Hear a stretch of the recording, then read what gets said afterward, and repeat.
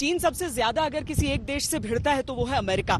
एक तो Donald Trump खुलकर चीन के बारे में सीधी सीधी सच्ची सच्ची बातें कर देते हैं, लेकिन चीन की तरफ से ऐसा क्यों होता है? वो इसीलिए क्योंकि वो अमेरिका को नीचा दिखाकर दुनिया का इकलौता सुपर पावर बनना चाहता है। लेकिन चीन को पता होना चाहिए कि सुपर पावर बनने के लिए उसे दिल भी बड़ा रखना होगा।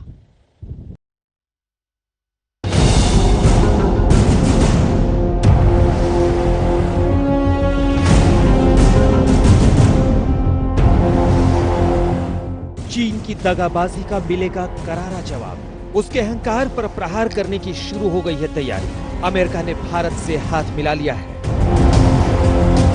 पूर्वी लद्दाख के एलएसी पर दादागिरी करने वाले चीन को सबक सिखाने के लिए अमेरिका ने ब्लूप्रिंट बना लिया है। सुपर पावर ने शी जिनपिंग के खिलाफ आंखें तरेर ली हैं। एशिया में चीन की विस्तारवादी नीति पर ब्रेक लगाने के लिए अमेरिका ने अपनी सेना को तैनात करने के साफ संकेत दिए हैं। साउथ चाइना सी में चीन के आक्रामक रवैये पर चोट करने की तैयारी है। चीन के खतरनाक मंसूबे को देखते हुए अमेरिका ने खतरा करार देते हुए यूरोप से अपनी सेना हटाकर एशिया में तैनात करनी शुरू कर दी। दुनिया की भी जो कूटनीति है, अलग अलग देशों के रिश्ते हैं, वो भी इस समय स्पष्ट हो जाते हैं। भारत और चीन के बीच अगर टकराव है तो अमेरिका खुलकर साथ दे रहा है हिंदुस्तान का। डोनाल्ड ट्रंप ने कहा कि उन्हें चिंता है जो कुछ चल रहा है और उम्मीद करते हैं कि जल्द सुलझेगा। चीन की चिंताएं दरअसल इसीलिए बढ़ेंगी कि कोई भी देश इस तरीके से खुल के, कम से कम इतना बड़ा देश खुलकर उसके साथ इस समय नहीं खड़ा है। जहां तक रूस का सवाल है, वो चीन का साथ सिर्फ इसलिए देता है क्योंकि अमेरिका को चीन से प्रॉब्लम है, वरना रूस हमारा पारंपरिक मित्र है। अमेरिका के विदेश मंत्री माइक पॉम्पियो ने जर्मन मार्शल फंड के वर्चुअल ब्रसेल्स फोरम में कहा, Bharat, Vietnam, Indonesia, Malaysia, Philippines और साउथ चाइना सी में चीन से खतरा बढ़ रहा है। अमेरिकी सेना को हमारे वक्त की इन चुनौतियों से निपटने के लिए सही तरीके से तैनात किया गया है। I just talked about the threat from the Chinese Communist Party. So now threats to India, threats to Vietnam, threats to Malaysia, Indonesia, South China Sea challenges, the Philippines. We're going to make sure we're postured appropriately to counter the PLA. We think that's the challenge of our time, and we're going to make sure we have resources in place to do that. चीन को पानी पिलाने के लिए इस योजना के तहत अमेरिका जर्मनी में अपने सैनिकों की संख्या करीब 52,000 से घटाकर 25,000 कर रहा है। माना जा रहा है कि इन्हीं सैनिकों में कुछ टुकड़ी एशिया में तैनात होगी। साउथ चाइना सी ही वो इलाका है जहां चीन बरसों से दादागिरी कर रहा है। उसकी यहां पर अमेरिका के साथ तनातनी जारी है। हाल ही में जापान के साउथ चाइना सी में साझा युद्धाभ्यास कर अमेरिका ने साफ कर दिया कि चीन की विस्तारवादी नीति पर उसकी नजर है। हालांकि जापान ने अमेरिका को एंटी मिसाइल सिस्टम तैनात करने से फिलहाल रोक दिया है, लेकिन चीन अब गिदड़ भभकी दे रहा है। चीन एशिया पैसिफिक क्षेत्र में मध्य दूरी की मिसाइल की तैनाती का कड़ा विरोध करता है। अगर अमेरिकी पक्ष उसकी तैनाती को आगे बढ़ाता है तो ये चीन के दरवाजे पर की जाने वाली उकसावे की कार्रवाई होगी। चीन कभी चुप नहीं बैठेगा, बल्कि इस तैनाती का पुख्ता जवाब देने के सारे जरूरी कदम उठाएगा।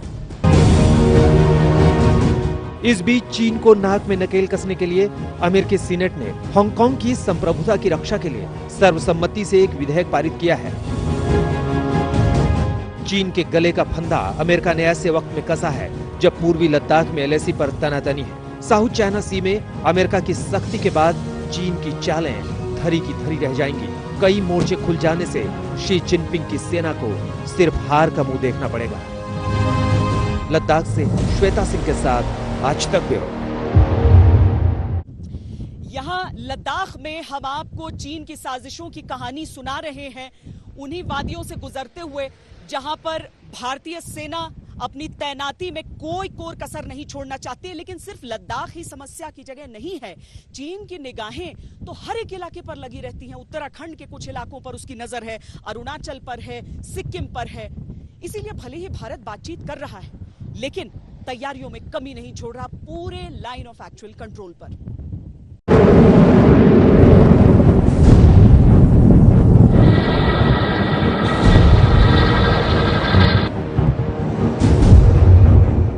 हिंदुस्तान के लड़ाके आसमान में दहाड़ रहे हैं।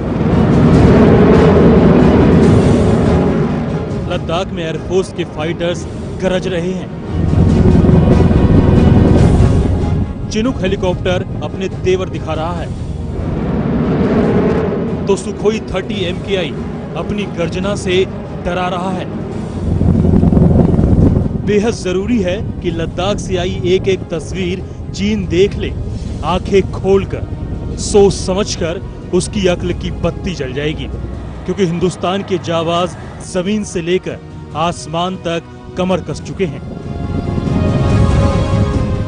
LAC पर तनाव के बीच आर्मी और एयरफोर्स ने आज अभ्यास किया। लद्दाख में 11,500 से 16,500 फीट की ऊंचाई तक अभ्यास चला। ये संकेत है देश के उन दुश्मनों के लिए जिसे धोखा देने में मजा आता है, लेकिन वो दौर बीत चुका है। अब उसे अपनी खुराफात का फायदा उठाने के लिए सोचना पड़ेगा। एक साथ 5 Su-30 अगर हमें आसमान में नजर आते हैं, इसका सीधा मतलब होता है कि आप अपनी ताकत अपने दुश्मन को दिखा रहे हैं स्पष्ट तौर पर। जहां तक सीमाओं का सवाल है, वहां पर हमारे भारतीय सेना के जवान लगातार तैनात हैं, जो लेह में मौजूद रहते हैं, उनकी ट्रेनिंग उस हिसाब से चलती रहती है।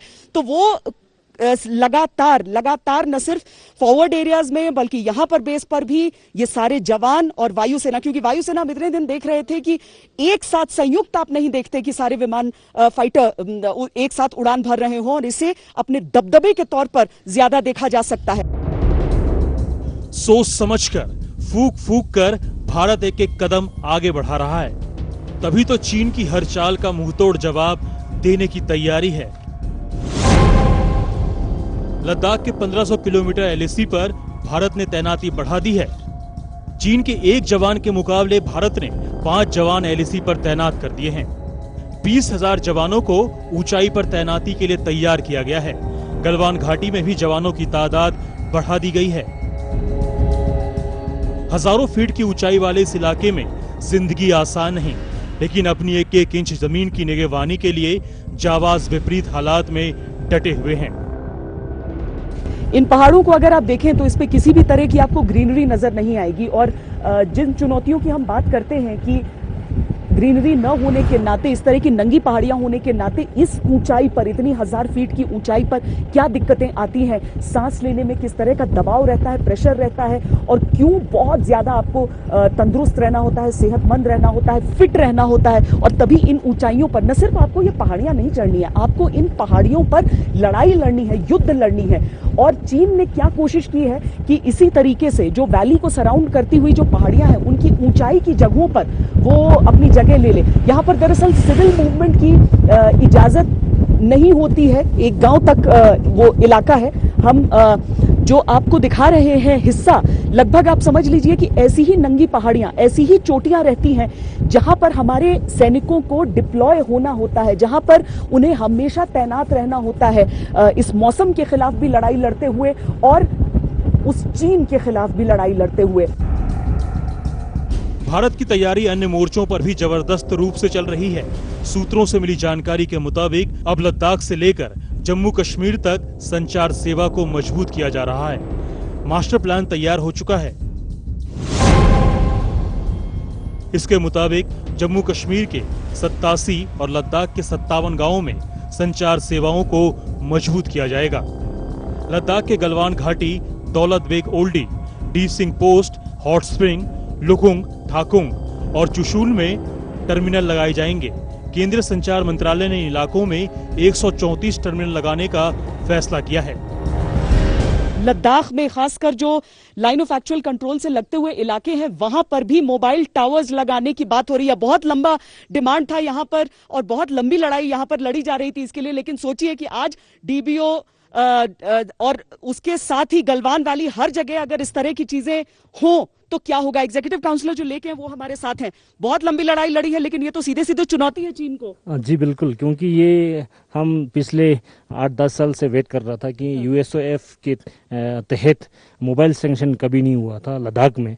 तो ये जो 24 मोबाइल टावर और 54 टोटल ले और करगिल दोनों के लिए जो सैंक्शन हुआ, उससे बहुत ज़्यादा जो अनकनेक्टेड विलेजेस है वो कनेक्ट हो जाएंगे।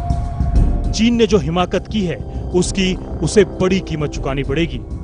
हिंदुस्तान की तैयारी पूरी है, LAC पर उसकी एक और गलती उसके भारी पछतावे का सबब बन सकती है। लद्दाख से श्वेता सिंह के साथ ब्यूरो रिपोर्ट आज तक। चीन लाइन ऑफ एक्चुअल कंट्रोल को पार करना चाहता है। वो चाहता है इंच इंच करके भारत की जमीन को वो हासिल कर ले। अब तक हम गलवान घाटी में चीन से ये टकराव देख रहे थे, पेंगोंग सो के लिए उसका लालच देख रहे थे, लेकिन अब काराकोरम दर्रे पर भी चीन ने अपनी गंदी नजर डाल दी।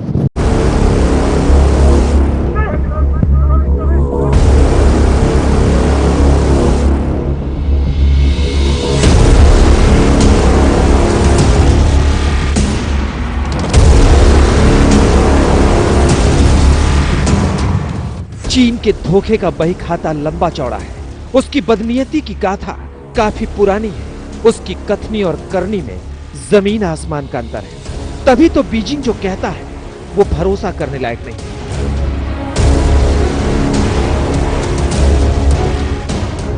कूटनीति की बिसात पर चीन किसी कायदा कानून को नहीं मानता।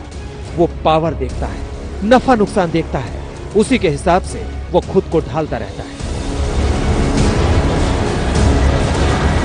15 जून की झड़प के बाद जब लद्दाख में भारत के लड़ाकू विमान उड़े, सेना ने तेवर दिखाए, तो चीन ने बातचीत की चाल चल दी। 22 जून को हुई कमांडर स्तर की बातचीत में चीन ने मान लिया था कि चीनी सेना 5 मई से पूर्व वाली स्थिति में लौट जाएगी। लेकिन हुआ क्या? चीन ने अपनी फितरत नहीं छोड़ी। उसे गलवान वैली में 4 से 6 किलोमीटर पीछे हटना था, लेकिन 4 दिन बीत जाने के बाद भी उसके गिने चुने जवान ही कुछ टेंट और गाड़ियां करीब 1 किलोमीटर पीछे खिसकी। मतलब चीन ने अब तक अपने वादे पर अमल नहीं किया है। 6 जून को जब भारत और चीन के बीच वो पहली बातचीत हुई थी, जो चीन के निमंत्रण पर हुई थी, उसके ठीक 9 दिन बाद गलवान की वो घटना हो गई।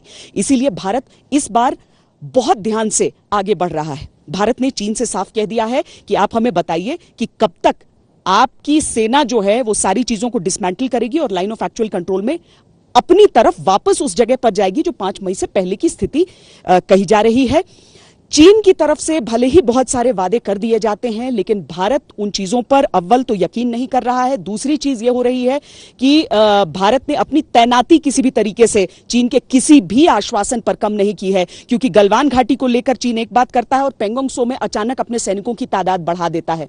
तो चीन की कथनी और करनी में फर्क को देखते हुए इस बातचीत के नतीजे के सकारात्मक होने के बावजूद भारत कोई भी चांस लेना नहीं चाहता। चीन की ऐसी ही चालबाजियों ने भारत को मजबूर किया है कि वो एलएसी पर अपनी ताकत तैनात रखे।